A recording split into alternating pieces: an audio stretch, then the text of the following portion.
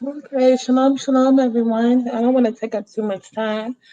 Um, I have things to do, but I wanted to. I see the Pew thing going on and on and on, and I just wanted to address some things. Like for one, the Pews itself is not the entire case for a Messianic walk or for an Israelite walk. It's just not. I don't know where this is coming from. I don't know why this one standard says your whole movement has to die out. Okay, because if we look at other um, religions, uh, they're full of fallacies. Okay, but something that I heard, I was sent a video to listen to for other reasons, and I heard that there is absolutely no evidence that there is Hebrew on the pews. Okay. Well, the church where um, they were, let me see, let me get the exact name. The First African Baptist Church had on their website for several years that it was an African script. Um, a sort of a cursive Hebrew. Okay, it said that for many years on the church website, but as people started inquiring and getting mad, and millions were sent, they ended up changing it. And Sister Only Love does talk about why they did that in her book called Prophetic Whirlwind.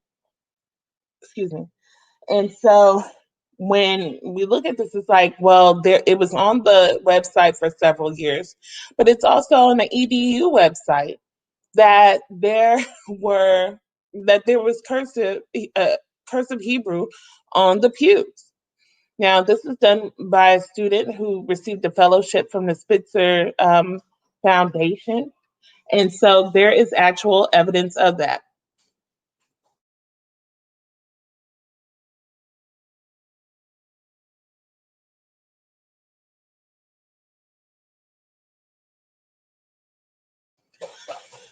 So I presented this information to a member of Dagger Squad. If you know my history with Dagger Squad, I believe everybody on there is a Suedo and has no knowledge about anything. I think all of them are pretty. I mean, Garfield put up a study that he obviously didn't read because the conclusion actually proved against what he was saying. And when I pointed this out, I was called names and unfriended because I pointed out that the conclusion pointed out that there were Africans in America before Columbus came. Okay. But that's neither here nor there. But let's go ahead and I'll share my screen. Yeah, screen sharing does work better on two monitors. Uh, so I'm going to go here. No, no, here. So this is the City College of New York libraries. This is a EDU website. Okay, EDUs have criteria. Okay, that you can't just put things up on an EDU. You have to prove what you're saying, and it is vetted by those you are by the institution. Why? Because they have something called accreditations on the line. Now, in this library, this is a architectural collection. She did research about the southern states and slavery and the architecture behind it, because of course we know that slaves built a lot of the infrastructure, not just of the South, but of the North. Okay. And so it says right here, let me make it larger. Okay.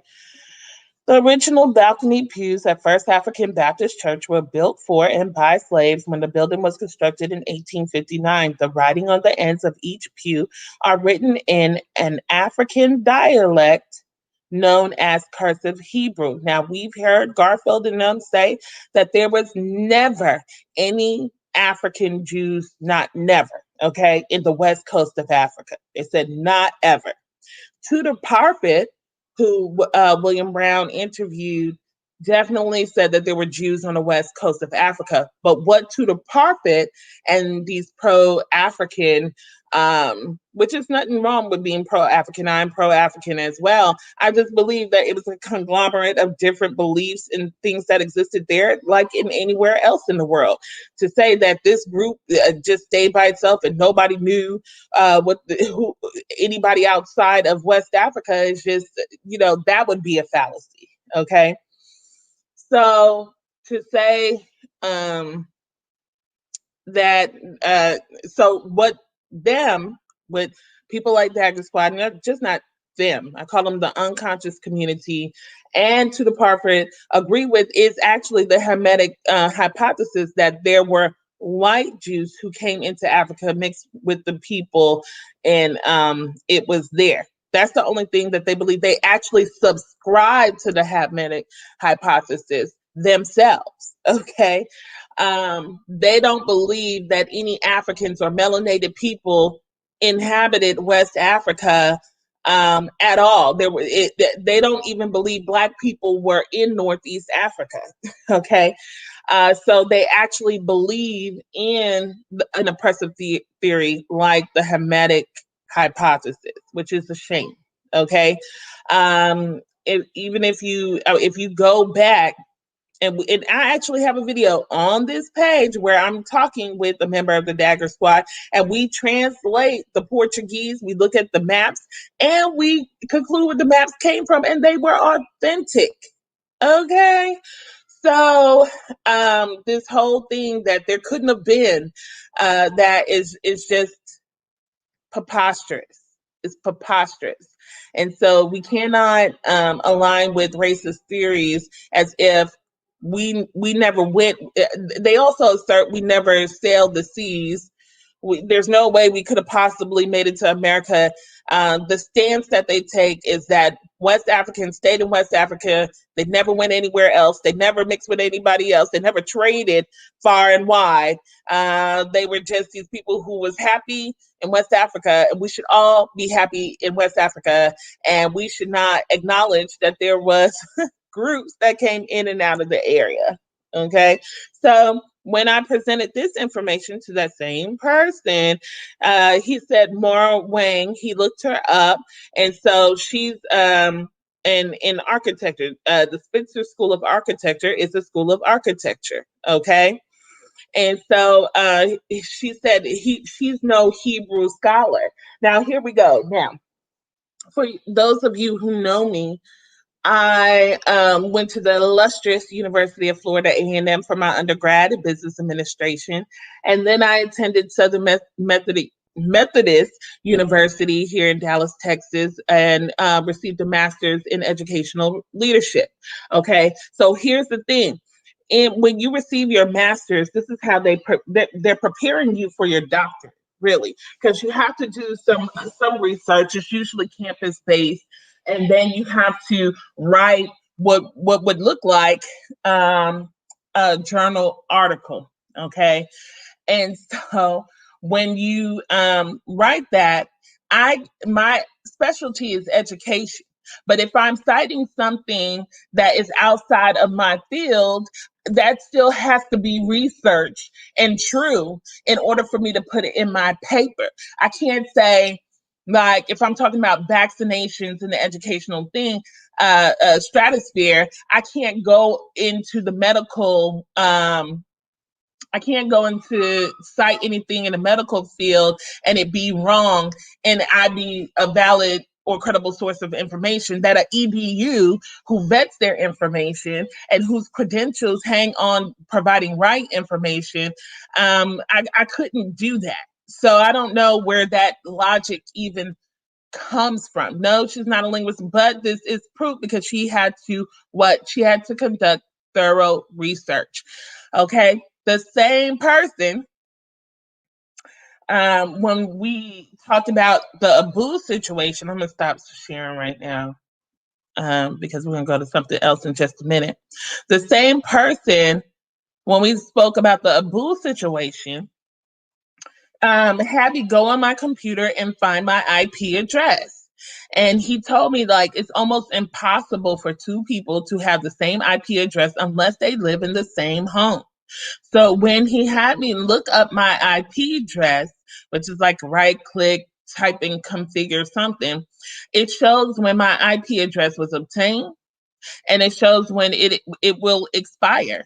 It was obtained when I turned on my computer, and then it expired. It was going to expire within, I think, 2 to 3 hours.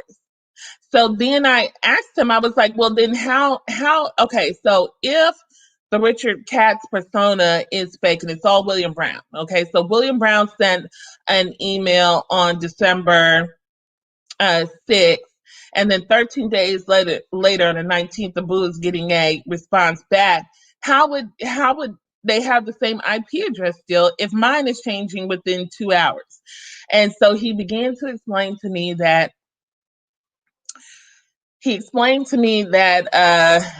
all the like the crazy measures you would have to go to keep your same IP address all the time. I don't know, but I don't believe that William Brown is going through those great lengths. I don't know who would actually. So I was like, okay, okay. So now I asked the Boo that, because I said, like, how did that happen? You know? And this was his response. I'm gonna give you the response. Share my screen. My entire screen. Okay, so okay, here's the thing. At Abu, whatever, Kamar Almasi. Can you account for how a person would have the same IP address 13 days later? And then his response, it seems Kelly Richardson's inadvertent explanation would be that they were in the same country, perhaps even the same region of the country. Another one of those coincidences, it seems. And then I said, funny, I'm in the US and my IP changes every day. Okay. So I don't know if he even knew what I was talking about, you know? Um, I don't know.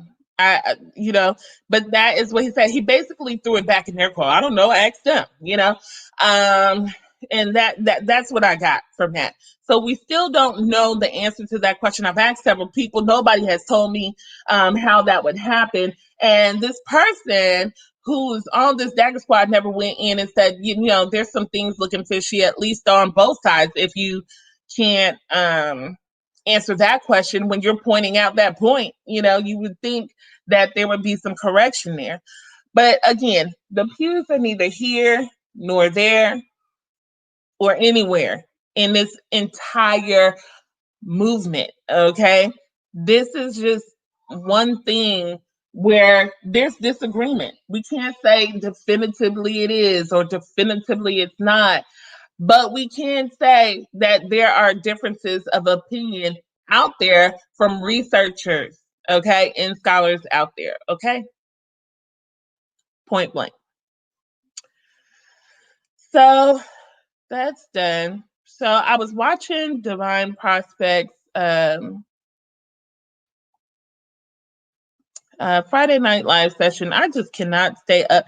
I am just such an old lady right now. I get up at 5:30 every morning. I have to be at my building by 7:45, 7:50, between 7:50 and 8 o'clock. But I'm usually there at 7:50. So I don't have time to, stay up. I wish I did have more time, because I didn't know like how deep this was going still, Um, Oh, let me point out something else. These so-called people or researchers, these people who hold high academia in esteem, just don't know academia, and it shows. It shows that they don't know what they're talking about, and I have to say that.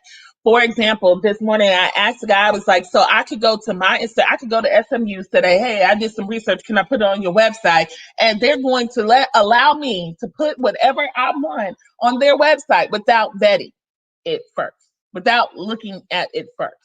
Okay. Then when we talk about peer reviewed is full of biases. Okay, I said it. I'm in the education field, but it is okay. And what it is the whole scrutiny situation is not even there. This is just somebody who's probably done work who could say, hey, yeah, this checks out. I mean, it's not a foolproof. This is facts.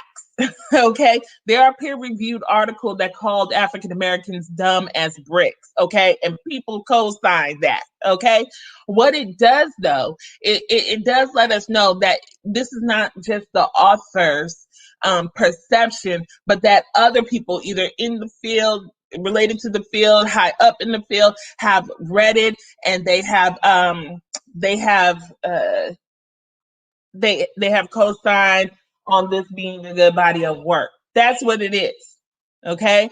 Actually, a Christian, Alexandria Salam, she sent me and Divine Prospect her book when she was an Israelite, when she thought she was an Israelite. Okay. And that's a long story. I'm not going to go into that. But she sent us her book to peer review it. Okay. So um let's not make it more than what it is. Okay. And everybody in academia, because if you ever wrote, and I asked them, have you ever wrote a journal type of paper at all?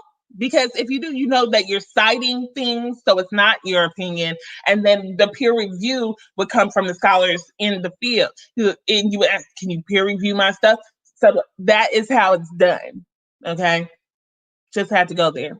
So anyway, I was listening to Divine Prospects live, and he was dealing with royal priesthood on there, and they was talking, and he said Paul was teaching against the law. This is what we hear from Christians all the time. They bear false witness on Paul. Poor Paul. Poor Paul. Okay.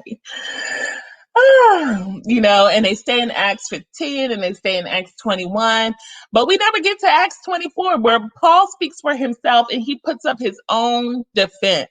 So I just wanted to go over that real quick.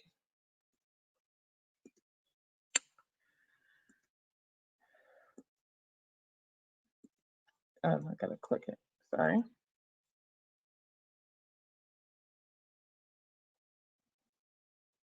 Okay. Acts 24. Here we go. So the Jews also, and in some versions, this is actually called Paul's defense. In this ESV version, though, it's called Paul before Felix at Caesarea. Okay. So, verse 10. And when the governor had nodded to him to speak, Paul replied, knowing that for many years you have been a judge over this nation, I cheerfully make my what? Defense. Okay. Paul's being accused of speaking against Moses. Okay. This is when he came up and James was like, yo, go in the temple. These brothers are about to make this vow, purify yourself, and also stuff. So he did that. This we now know is the Nazarite vow. Okay. Found in number 6. Okay. So let's continue. Verse 11. You can verify that it is not more than 12 days since I went up to worship in Jerusalem.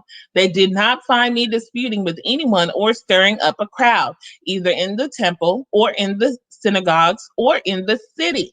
Neither can they prove to you what they now bring against me. Verse 14. But this I confess to you, that according to the way, which they call a sect, I worship the God of our fathers, believing everything laid down by the law and written in the prophets. But Paul believes everything laid down by the law and written by the prophets. So now that we have this understanding, now we have to filter everything that Paul writes through this statement. Or is he lying here? Having a hope in God, which these men themselves accept, that there will be a resurrection of both the just and the unjust. So I always take pains to have a clear conscience toward both God and man. Now, after several years came, to bring alms to my nation and to present offerings. While I was doing this, they found me, what? Purified in the temple without any crowd or tumult. But some Jews from Asia, they ought to be here before you and make an accusation should they have anything against me, or else let these men themselves say that what wrongdoing they found when I stood before the council, other than this one thing that I cried out while standing among them. It is with respect to the resurrection of the dead that I am on trial before you on this day. Okay, so that this is him. This is after the Council of Jerusalem. So let's go to Acts 15 real quick and let's deal with this because I think Sharpening Swords dealt with this on G-Man's channel so wonderfully. I mean, it was good. So, they witnessed. So let's go to the first sentence. But some men came down from Judea and were teaching to the brothers, unless you are circumcised, you cannot be what? Saved. Ugh. And I gotta log it. Saved. Okay. And I want to actually highlight that. And yeah, saved. That was the whole issue. Oh, you can't be saved unless you're circumcised. Okay. It wasn't against the whole law of Moses.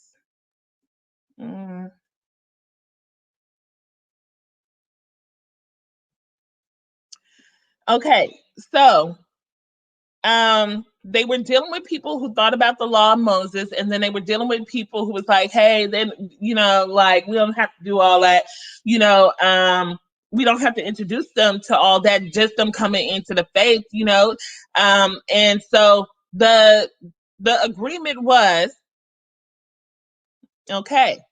Verse 19, therefore my judgment is that we should not trouble those of Gentiles who turn to God, but should write to them to abstain from things polluted by idols and from sexual morality and from what has been strangled and from blood.